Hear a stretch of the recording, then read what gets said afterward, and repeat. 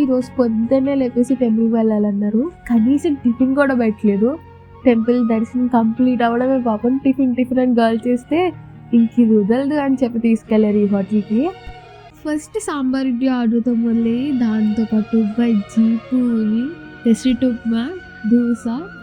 నా వరకు అడిగితే సాంబార్ ఇడ్లీ ఓకే, బట్ బజ్జీ అయితే బయట వాళ్ళతో పోల్చుకుంటే చాలా చిన్నగా ఇచ్చారు. పూరి కూడా నాకు కర్రీ అంతేం నచ్చలేదు, బట్ పూరి ఆయిలీగా లేదు, బెటర్ బాగుంది. అండ్ నేను మాత్రం స్పెషల్గా పెసరట్టు ఉప్మా చెప్పుకున్నాను, నా ఫేవరెట్ టిఫిన్ అది.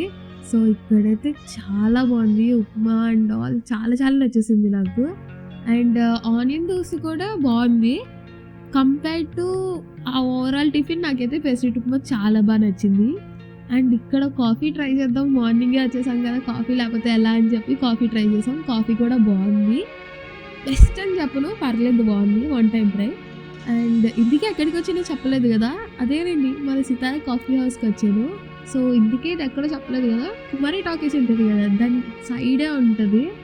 అండ్ నాకు తెలిసి ఇది చాలా మందికి తెలిసిన రెస్టారెంటే.